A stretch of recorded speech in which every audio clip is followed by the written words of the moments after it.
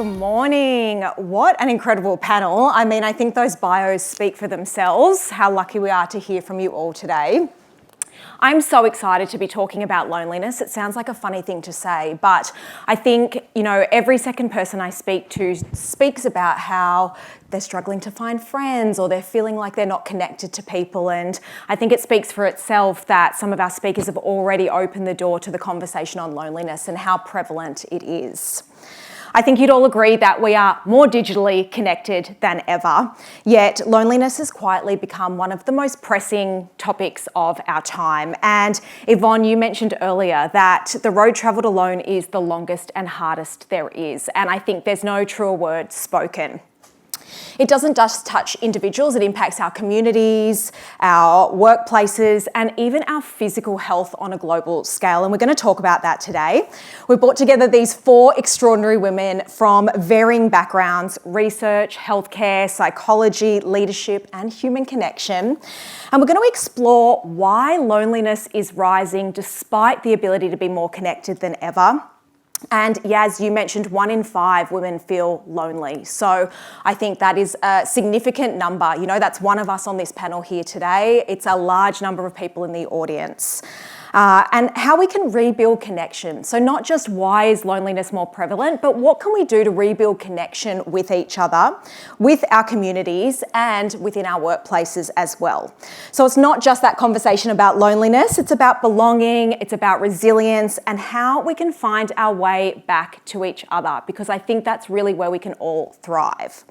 So I'm going to throw a question out to the panel. I'd love you all to answer this question in a little bit of a rapid fire way. And I think it's going to help us get to know a little bit about you and what connection means to you. So when you think about the word connection, what does it mean to you personally?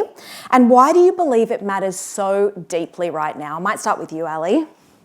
So for me, connection is, rather than giving a definition, yes, it's as though we all have some kind of plug coming out of or a cord coming out of our heart, and every time we plug into a place, an experience, ourselves, another person or a group, or just out in the world, we connect. And that experience of connection can be positive, that experience of connection can be negative, and whatever we're doing, we are having an experience of connection. Now, the reason it matters so much is because that cord is also our charger. And so if we get the positive experience of connection, that's what enhances our health, that's what enhances our longevity. If we are not getting those positive experiences, it then has the opposite effect. So that's what it is for me, and that's why it matters. I love that, like our little iPhone charger. Yeah, awesome. We wouldn't not charge our iPhone, so we've got to charge ourselves. Shona, what about you? How do I follow up with that? I'd say that connection is about belonging, and you've already touched on that. And belonging is very different at different ages and different stages of life. And previously in my clinical work as a general practitioner, I would see that women would belong at certain stages, but they wouldn't necessarily at other stages. And when we look at across the ages and stages of life, we get different ways that connection adapts. So maybe we've got the wrong country charger on it or something sometimes. But it's about belonging for me. And I think, interestingly, many of you might be familiar with this, Brene Brown says the opposite of belonging is fitting in. So belonging is really being able to be ourselves within the groups that we're in. So I love that. Thank you, Shona. What about you, Michelle? Melody. We'll go to you, yeah. I think what's really important, I think very, very much with what Ali was saying, was that not all connection is healthy. And just because you have connection and you do see people, it doesn't always mean that that's meaningful or for you as well. And I kind of draw that back from my clinical practice over 22 years. And often I do see people who are very much embedded within institutions, organizations, but still talk about loneliness and the challenge of true, authentic, meaningful connection. We're kind of living in an age that doesn't support that anymore.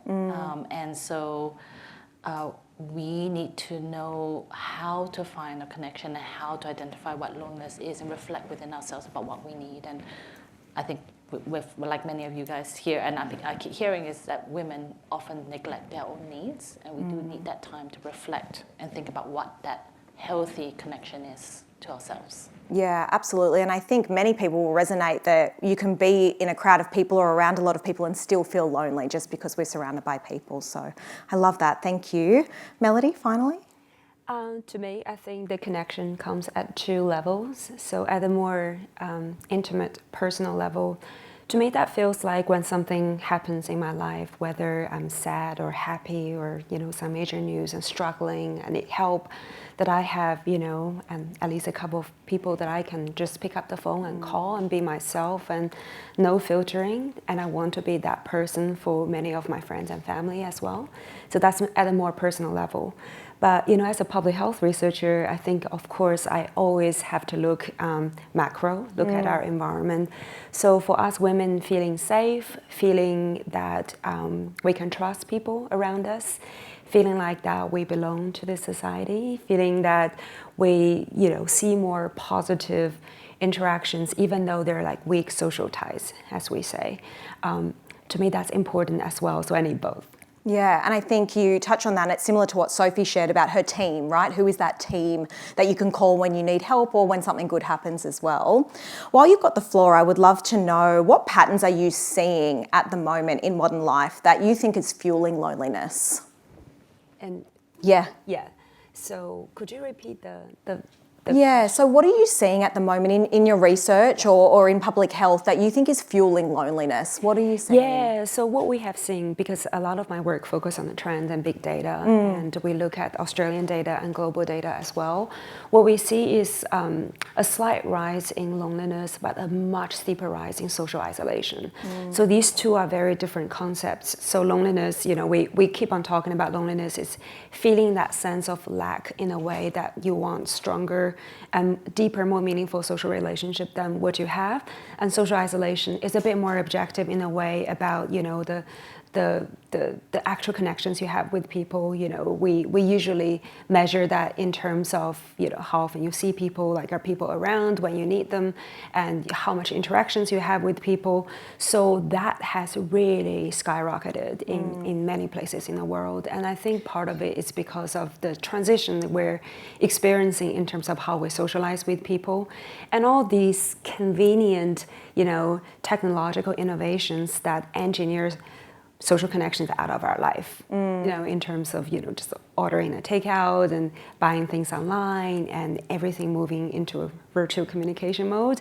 And that's just my take on that. Yeah, and I think too, even things like AI, so all of these things that are sort of engineering that social connection out of our lives. And I want to ask you, Ali, there's a lot of talk about the role of AI and its impact on our relationships. Do you see it as a risk, an opportunity, a bit of both? How are you seeing AI play out further to that point? I think it's both, basically because it amplifies what's already going on. So I think in terms of the risks, with AI, the issue I see is that it's customizable. So if we are able to switch off, if we are able to dictate the discussion, decide when it's over. Also, AI is very affable, it's very agreeable.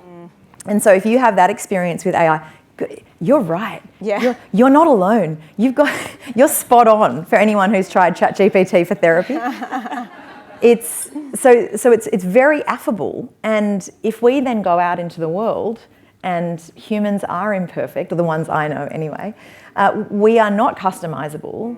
And so then what happens to that ability to connect? What happens to our empathy, our ability to listen, our ability to be disagreed with? So that's the risk I see for relationships. But on the opportunity side, in the past week, I've heard of 2 men, just in the course of my life, reading out poems that ChatGPT helped them write. Oh, wow. And it was at the end of a sports season. So, oh, wow. But they were writing poems about how the season had gone. And then my son's soccer coach used ChatGPT to write beautiful awards for each child in the team and what they'd brought to the team. And so I see it as a real enabler of expression. So people are feeling these emotions and they want to express them but may not have had the opportunity or the way to do that. So if it can enable expression, and it can also free up our time, our mental labour, to use ChatGPT or use other sorts of AI to do tasks and then free us up for our emotional connections. So if it's playing that role, then it's a great opportunity for relationships, as long as we're using it like that. But it is such a complex area. I don't think we can simplify either way and say it's wholly wonderful or it's wholly problematic.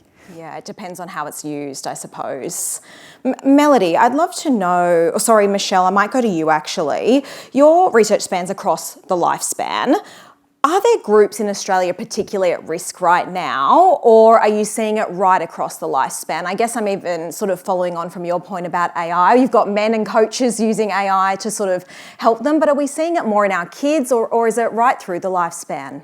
So loneliness does occur across the lifespan because as we age, we go through these social challenges. But across national data, across global data, we do see young people disproportionately affected.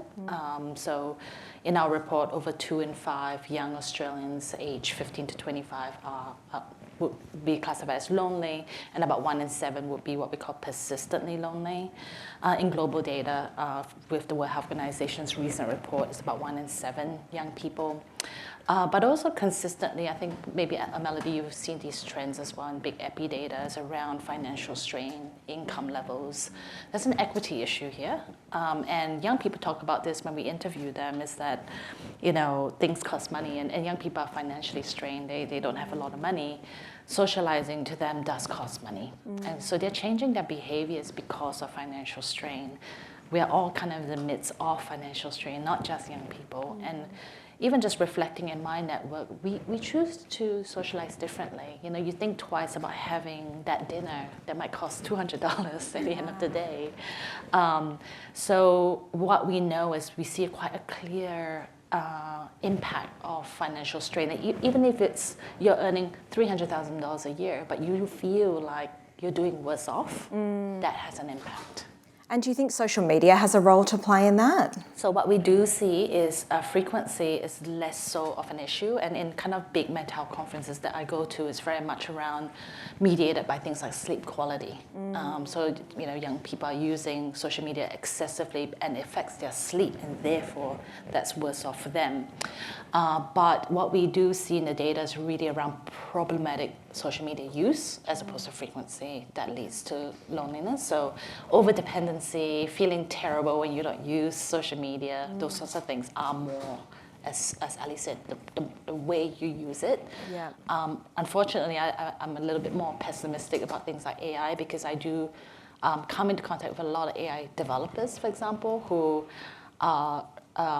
would, prioritize profit over, helping people. And so they keep people dependent on AI companions. And I can't tell the difference between an AI companion and a real person based on what they show me. So is the solution more around regulating tech, for example? Because I don't think us as humans have the capacity. Maybe I'm a bit pessimistic, but looking at behavior change, we're inherently lazy. Yes. And we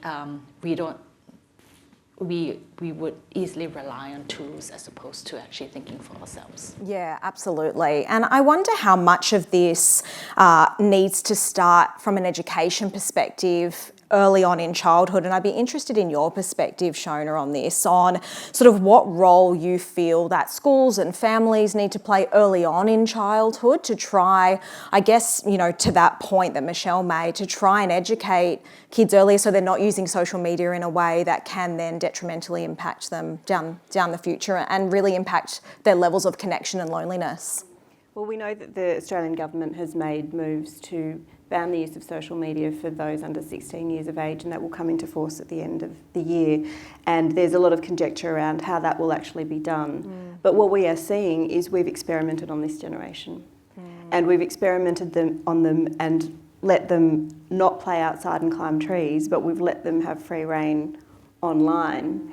And whilst we might have told them, be careful of those people that jump into your chat when you're playing Roblox or Minecraft, we don't necessarily monitor what our 11 to 15-year-olds are doing on their phones in the middle of the night in their rooms with Snapchat. There's there's the iterations that they go through at various ages and stages. And what we know is that we don't necessarily have the proper guardrails for them to use this kind of technology properly. Look, let's face it, we don't know how to use it properly. And when it comes to it, that constant consumption of internet-driven, algorithm-friendly, this is what I choose to look at, feeds into the dopaminergic pathways in their brains. It feeds into anxiety, it feeds into depression. They're not able, everyone in this room knows, they're not able to switch off from cyberbullying if that's what's happening. And so we need to teach them how to use technologies, because they're all using Copilot at school now anyway, but we also need to teach them how to switch it off. And we need to teach them again how to go outside and ride a skateboard and fall off a skateboard and get picked by a magpie and do all of those things that every kid should be doing. Give them some freedom outside and give them less freedom when it comes to online. And we need to be able to police that, I use that word loosely, but police that in such a way that they actually know how to use these technologies, but wisely. And so it'll be a very interesting, I think, change of attitude that comes in when they're banned from using social media. I have a 15-year-old girl, and I actually don't know how much she uses social media, but I do check screen time and I do switch the phones off and I do stick them in the kitchen at home to charge overnight. And, you know, she's got friends in Switzerland that, you know, might send her a Snapchat message this morning, 2:30 a.m. So there's things that you can do as an individual family unit to try and control that. Schools are very important as well. And to have a constrained community approach and visibility on how we do this properly as a society is a really important step. Yeah, I guess lots of challenges, but also lots of opportunity, I think, here as well. Melody, your research sort of looks at behaviours that shape our health on a population level. From what you're seeing, what do you think the opportunities are from a lifestyle or societal perspective? What are some changes that we could make to reduce loneliness? There's a couple of thoughts that I think I can respond to this question, but also pick up on the conversation we've been currently having. You know, within the younger populations, what we just talked about with Shona, research from our group actually showed that kids who have been playing sports, especially group sports, continuously throughout their childhood to adolescence, they're less likely to feel lonely when they become adults. So I think, you know, kind of like what you said, I really like what you said, let them, you know, play out, have lots of freedom outside and less freedom when it comes to these kind of social interactions. I think using positive social opportunities like playing sports together with their friends, being outside, exploring the world, these are really positive in terms of shaping many characteristics of our young children, in terms of giving them ability to confidently socialize with people in the real world, not in the virtual world. So that's one aspect that just came to my mind. And also at the societal level, you know, we always say that loneliness and the social disconnect, that's a, you know, part of being humans. We all feel that at some stage in our life. So it's really important for us to kind of normalize that experience. But at the population level, it is also important to see that some countries are doing better than others. And some of the works that happened in our group really, you know, came down to comparing trans experience shared by different countries. You know, for example, in Northern European countries, like in many things, they're leading the world. You know, their prevalence of loneliness is like a fraction of, you know, some of the counterparts from other parts of Europe and Australia and the US. So I think it's really important for us to think in terms of macro level, what we're not doing well enough. You know, one thing that came to our mind is the social inequality. And Michelle just mentioned how important that having that financial capability or perceived ability to, you know, afford socializing. It is important. And especially if we're in an unequal environment, when some people have a lot more and many of us feel like we're lacking, I don't think that's helping. And that doesn't help us feel safe. There's a lot of evidence in terms of, you know, linking perceived safety with social inequality. And, you know, I think really thinking about how do we make the society we're living more equal, more safe, more inclusive, when you look at who else are at risk within our populations, they tend to be marginalized minorities, like those who experience socioeconomic disadvantage, people with chronic conditions, people from the LGBTQI plus communities. So how do we truly make an inclusive society so that everybody within our society has the right to feel connected? I think it's such an important point that you raised there, and really interesting on the people won't socialise, as you both said, if they don't feel like they had the fun. Something popped up on my TikTok the other day of a girl literally saying, I'm afraid to tell my friends that I can't afford to go out, so I make up excuses all the time. And it just really resonated with me because I thought, my gosh, people are choosing not to go out rather than saying, can we just go for a walk? People are really worried about, financially being able to afford things. So I think it's a really prevalent point, and I think we're seeing it play out on social media as well, really interestingly. You mentioned about sort of creating, a sense of belonging and inclusion and inclusivity. Ali, I'd love to know from you, what do you think are the small signals or practices that actually create that sense of belonging and inclusivity? Because as you said, we're seeing our marginalised communities feel like they don't have that. What signals inclusivity and belonging, and how can we all build more of that? Yeah, so it's not about the grand gestures, it's more about the repeated small signals that we make all the time. So one of them is naming and noticing. So just using people's names has an extremely powerful effect. Noticing and referencing when they've made comments previously, so just like you said before, and that makes them feel seen and heard. Also the rituals, so saying to someone, I go for a walk every Friday morning if you want to join me. It's just that pressure-free, this is what I do, this is my ritual, and it would be lovely for you to join. And to also be inclusive with your invitations.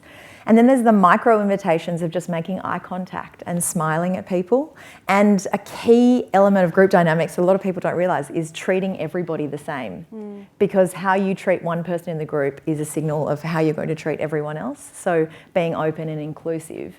And then matching tone and energy is not mimicking, but just matching where someone is. And then repair is key. So if you have some kind of tension with someone, just having that courage to communicate with them after and say, are we okay? But that's belonging at the micro level.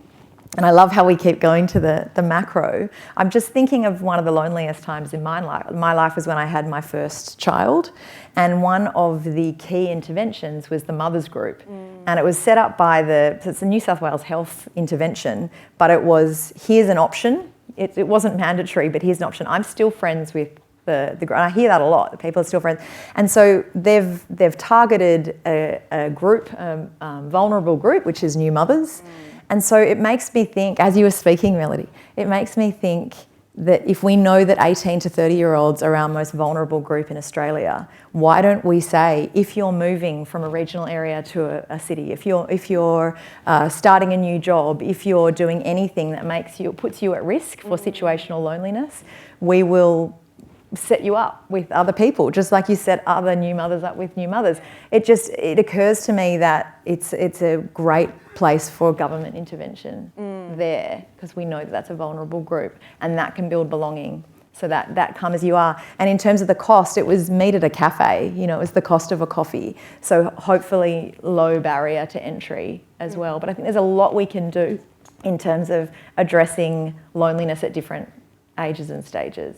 Yeah, and I think you've really nicely sort of spoke about what we can individually do at a micro level in terms of naming and being inclusive and throwing the invitation out. I love that. Hey, I'm going for my usual walk on Friday. Would you like to come with me? It's such a low barrier to entry, and I think that's wonderful. But you also talked about the government level. It sounds like the government needs to create a dating app for friends so that people can. I'm going to a new community, who are the new people here? I saw someone post it, Tala and I live in Pottsville, and someone posted, hey, I'm new to the community. These are sort of my demographics. Would anyone like to catch up? And I thought yes, I think it's so brave and bold to do it, but it does take quite a lot of bravery to sort of put yourself out there and do it. Can I just say one more thing? Yeah. It reminds me, I'm on the board of this not-for-profit called Confit Pathways, and it's for people with second chances coming out of incarceration, and just about to build this app where people can come out and find beds and find jobs that there's no barrier if you have a criminal record, and find connection and find places to go, places to get food.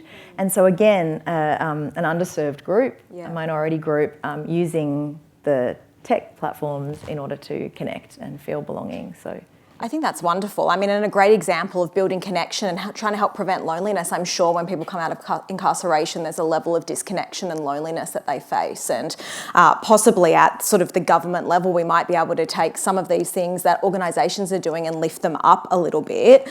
Michelle, what do you think that we can do at a government level to address loneliness? So I do quite a bit of lobbying directly to Minister White. I would say there's a lot of misconceptions about what loneliness is and what it's not, and it's always pigeonholed into something quite, I guess, a fraction of what it is, which is mental health. And I'm not saying that it's not an antecedent or consequence of mental health. What I'm saying is it's a broader issue, it's a social issue, a community issue. So the problem that we have with this issue, even though it's very fundamental, it's prevalent, and it has, very robust effects on mortality and morbidity of disorders, is that the government just doesn't know what to do. What we really need, and I can hear of millions of dollars that are being invested in programs that might reduce social isolation, but doesn't necessarily do anything for loneliness. What we really need to think about is where we put government dollars, where it goes, how we invest. Given that we're not, we don't have a lot of money, we really do need a strategy. We need to, and we've got about 17 countries around the world that's already doing that. The World Health Organization is basically doing a global advocacy on every country, including low and middle income countries, because this is not just a high income country problem. Think about economic migration, think about war, how it affects it contributes to loneliness. Every country needs to have some sort of policy, or think about how they can manage loneliness. It doesn't matter if it's in a portfolio, it just needs to be looked at and the foundation to be laid so that we know where to invest our dollars. Is it community infrastructure? Is it youth-friendly spaces? Is it transport? Is it more trees and shade in playgrounds? Is it more investment into parent groups? We don't know. We're kind of doing things a little bit blind. We don't have a strategy. We haven't co-designed a strategy. I really think that that's the fundamental thing to start so that we can know where we put our dollars. Yeah, so that it's directed in a way that's going to make meaningful change and not sort of ad hoc initiatives. And at the moment it's ad hoc, at the moment it's siloed, and there's not really much coordination and confusion as to what we're really dealing with. Loneliness, social isolation, both, it doesn't matter. We just need to know and agree as a society. Yeah, and make meaningful change towards whatever that is. That's right. Yeah. Building on Michelle's point, Shona, I'd love to know where you see the biggest leverage point is. I know Medibank's doing a lot in this space. Do you see the biggest leverage point as prevention, treatment, community initiatives? I guess, to Michelle's point, there's so many different elements. And can you tell us, I guess, what Medibank's doing as well? Just building on what was just said, we know that loneliness is probably as bad as smoking 15 cigarettes a day, right? So we know that it's bad for your physical health. It contributes to cardiovascular disease and decline. It contributes to mental health burden, as we've talked about, and it also contributes to dementia and cognitive decline. So we really have to break down the stigmatisation that comes alongside loneliness. One of our initiatives at Medibank is we're 5 years into a 10-year ending loneliness. How do we connect on loneliness? And one of the things that we've done is we've produced a podcast which actually got quite high ratings on the charts, which Ali was our chair for and did a really good 3 seasons of that Ending Loneliness podcast. So bringing the stories to life of individuals who, as I had mentioned before, at various ages and stages have experienced loneliness. I remember maniacally smiling at someone at a bus stop when I had my first baby, just thinking, God, I'm so lonely. I just would like someone to smile back at me. I'm sure we've all done it. But it's those moments there that create some level of interconnectedness and belonging, which are really important. So I suppose on a grander scale, what Medibank is doing is positioning such that we are looking at how do you prevent loneliness, how do you build community wellbeing and resilience, how do you put research dollars into areas where we're able to harness good mental health, good growth mindset, positive psychology in our community, such that we're avoiding contributing more to the tsunami of mental health and illness that is currently all over the place in society. So we're really posturing ourselves such that we really want good mental health and well-being within our community. And we know that that's important, not just because we have a book of customers that we have to keep healthy, but we've got a whole Australian health ecosystem to look at. We've got generations of people that struggle with loneliness, mental ill health, their physical health, their dementia decline, because there is interconnectedness of loneliness, the stigmatisation of it, and people not actually doing anything about it. And our communities not taking the responsibility that they need as well. So that's one aspect of what we're doing, but also supporting other community projects in disability, such as Flying Fox, looking at where and how we can support with research. So looking at overseas students that come to the country and how we can help them in their ability to fit into the community and into a new society as well. So various areas. Yeah, that's great. And I think what's clear, I think, from the discussion today is that we need micro and macro level support. It sort of needs to come from the bottom up and the top down. I'd love one quick fire response to finish up from each of you. I think it's really important that everyone in the room feels empowered, that they can also contribute to reducing loneliness, and if they're feeling lonely, how they might be able to build connection and reduce loneliness. So just, I guess, a quick fire action from each of you on something that someone could take away and do tomorrow to build connection and reduce loneliness. Sally, I might start with you. Okay, so we all have goals around our finances and around our work, I'm sure, in the back of our mind somewhere, but I'd love everyone to have goals for connection. And there's 4 levels that we need to work on in our connection. One is connection to self and place. One is one-on-one connection. One is social group connection, and one is connection with the world in a way that makes you feel larger than yourself, part of something larger than yourself. So if you can schedule in, get your calendar at the start of the week before you schedule in anything else, and schedule in all of those 4 experiences, I can guarantee you'll feel better at the end of the week. I love that. I love a good calendar schedule. I also love a colour code of a calendar. Tala laughs because she knows. So colour code that connection in yellow or something that makes you happy, I think. Shona? That's wonderful. Thank you. Smile at that person, because you never know what their story is. You don't know what they've brought in and what they're carrying on their shoulders. And it's a micro action, but I think, we all resonate. Eye contact, not looking at your phone constantly when you're walking down the street, and just having that one-to-one human connection, so important. Yeah, it's interesting. I reflected, I live in northern New South Wales in a regional town, and I came back to Sydney where I grew up, and I got off the train and I was walking down George Street, and I thought, my God, no one even knows what's going on. Everyone's just like this on their phones. And I thought even just a moment of eye contact could truly change someone's day. And so I think that's a wonderful point, Shona. Melody? I would say that prioritize investing in your social connections as equally important as your healthy diet, physical activity, and all the other things we already know that promotes better health. And I was gonna say smiling at someone because I think that's really important to me as well. But I guess I'm gonna expand it and say a little bit more. Try to, make some positive footprints on someone's social life, whether it's, close friends or it's just acquaintance on the street. Yeah, that's a great one. I love that. Really investing in it like you would your gym time. And I guess it goes to that point of diarising it like it is an important meeting, right? Yeah, that's great. Thank you, Melody. Michelle? I'm gonna play a role here, just to have a completely different take because I think all your points are excellent. But I think really going back to learn what it is and what it's not, understand how to have conversation. If someone does say that they're lonely, it's not about you and your relationship with them, is that they do have those social diverse needs that not one person can fulfill. So, learning how to talk about it, learning how to respond is really critical because you can really push someone away who's vulnerable if you do not know how to respond. And that's what we do at England's Together, is really to teach people what to say, what not to say. Very, very important. Yeah, I love that take too, Michelle, because it's not just about what we need to do, but how we need to receive to build that connection as well. So I think it's a wonderful point. I think we've heard today that loneliness is really not just an individual experience, it's a human experience, and it's based on so many personal, societal, systemic factors. But it's something that I think touches all of us at different points in our life. We heard that, just having a baby can be a really lonely time for people as well. And at many points in our life, we can be touched by loneliness. loneliness.